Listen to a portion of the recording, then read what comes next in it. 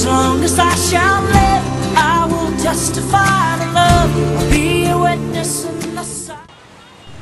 Sa panahong lahat ay abala sa napakaraming bagay, may oras pa ba ang mga kabataan na magkaroon ng makabuluhang pakikipagkaibigan at mapalalim ang pagkilala sa Diyos? Isang grupo ng mga kabataang kalalakihan sa ating parokya ang itinatag isang taon na ang nakalilipas upang ipakita ang kahalagahan ng ugnayan kay Kristo. Ito ang Brothers in Christ.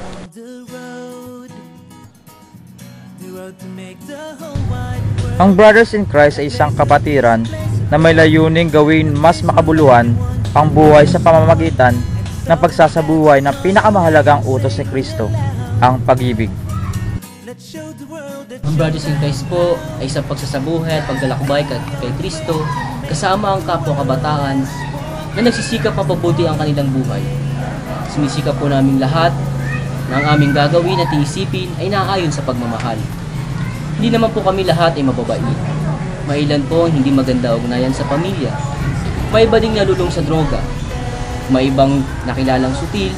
Pero nung naging kabahagi kami ng ganitong pagsasabuhay, nakita namin na may paraan para baguhin ang aming mga sarili. Iba't iba man ang pinagmulan, pananaw at ugali, ang Brothers in Christ ay nagsusumikap na maging isang tunay na pamilya sa pamamagitan ng pag-aaral, pagsasabuhay at pagbabahagi ng Ebanghelyo ni Kristo.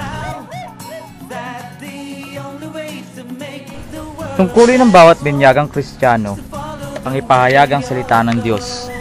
Ang Brothers in Christ ay naniniwalang wala nang mas mabuting paraan ng pagpapahayag liban sa pamumuhay ng naaayon sa kagustuhan ng Diyos.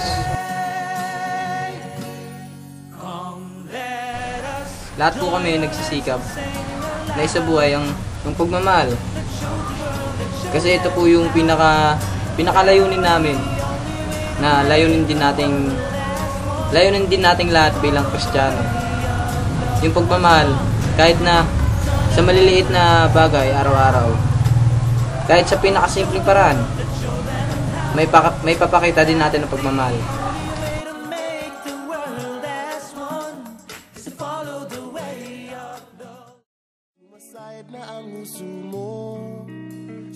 Ang Brothers in Christ ay isang samahan ng mga kalalakihan na nagnanais mapalalim ang pakikipag-ugnayan kay Kristo sa pamamagitan ng pakikipag-ugnayan sa kapwa.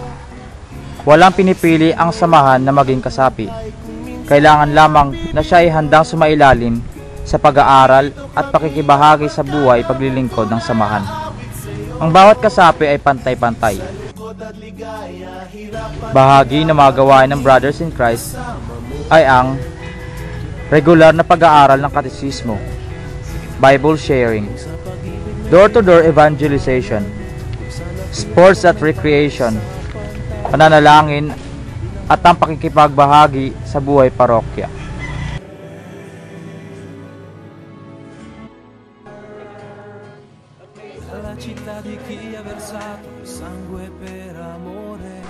Bawat isang miyembro ay may kanya-kanyang paraan ng pagsasabuhay ng pagmamahal. Nagtatrabaho po ako para sa isang NGO para sa mga may kapansanan. Yung iba po sa amin, mga estudyante, yung iba, mga youth leaders, yung iba, meron din hindi nag-aaral. Masaya po ako sa tuwing nakakasama ko po yung mga kuya ko sa Brothers in Christ sa mga gawaing makabuluhan. Dito sa simbahan, minsan sa community rin. Iniisip ko po na hindi man kami mga perfecto mga tao, pero masarap malaman na may paraan po pala para mapabuti ang iyong buhay. Nakasentro ang samahan sa layunin na magmahal at makita si Jesus sa lahat ng kapwa.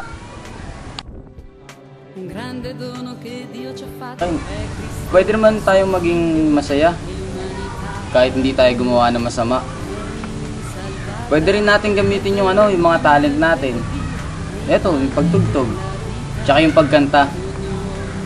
Hindi po bang iaalay natin para sa kapwa natin, lalo na para sa Diyos?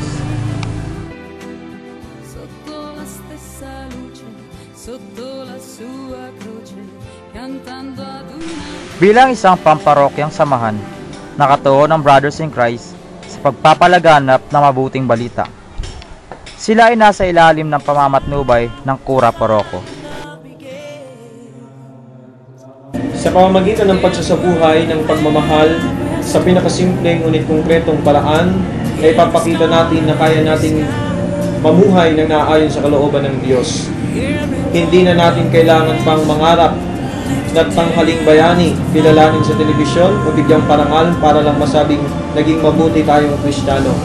Pag-ibayuhin lamang natin ang ating buhay ayon sa ating mga kanya-kanyang tungkulin. Ang mga magulang ay maging mabuting magulang. Ang mga estudyante ay mag-aral ng mabuti. Ang mga guro magsikap sa pagtuturo. Ang tindera huwag bandaya sa timbangan. Simple subalit konkreto. Sa pamamagitan nito, nagaganap natin ang kalooban ng Diyos. At ito po ang mensahe ng Brothers in Christ, ang gawing makabuluhan ang ordinaryong buhay sa mga ekstraordinaryong gawa sa tulong ng pag-ibig ng Diyos. Sa pamamagitan din ng Brothers in Christ, hinihimo ko ang mga kabataan na hanapin ang inyong layunin sa buhay sa pamamagitan ng pagsasabuhay ng pag-ibig ng Diyos at sa kapwa. Sa pagdiriwang ng unang anibersaryo ng Brothers in Christ, pinalalakas nito ang kanilang panawagan sa mga kapwa kabataan, lalo na ang mga kalalakihan na isabuhay ang layuning maging mabuting Kristiyano at maaaring magsimula sa pamamagitan ng pagmamahal sa simple, subalit konkretong paraan.